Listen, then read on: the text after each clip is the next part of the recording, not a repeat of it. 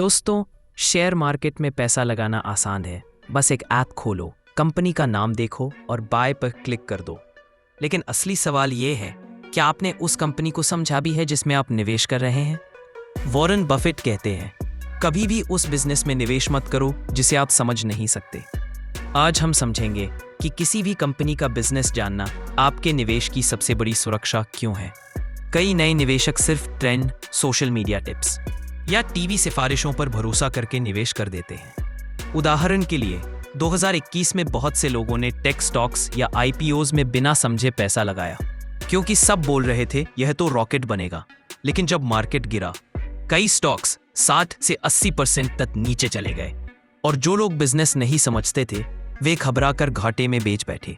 सीख, अगर आप बिजनेस नहीं समझते तो आप सिर्फ शेयर नहीं बल्कि जोखिम खरीद रहे हैं। बिजनेस को समझना मतलब आपको यह जानना चाहिए कि कंपनी पैसा कैसे कमाती है, जैसे उसकी प्रोडक्ट या सर्विस क्या है, उसका कस्टमर कौन है, उसका कंपटीशन कौन है और क्या वो लाभदायक, प्रॉफिटेबल है।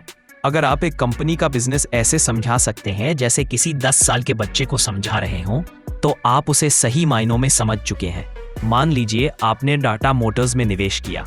आपको पता है वो सिर्फ कार नहीं बनाती बल्कि इलेक्ट्रिक व्हीकल्स पर भी फोकस कर रही है। आप जानते हैं कि उसकी सिस्टर कंपनियां सप्लाई चेन में मदद करती हैं। तो जब मार्केट गिरेगा आप घबराएंगे नहीं, क्योंकि आप जानते हैं कि कंपनी का भविष्य मजबूत है। पर अगर आपने बस किसी दोस्त की बात पर स्टॉक खरीदा है तो गिरावट में आपका विश्वास भी गिर जाएगा। तो याद रखिए, स्टॉक खरीदना आसान है पर बिजनेस को समझना ही असली निवेश है। शेयर बाजार में जीतने वाले वो नहीं होते जो सबसे ज्यादा स्टॉक्स खरीदते हैं, बल्कि वो होते हैं जो सबसे गहराई से समझते हैं।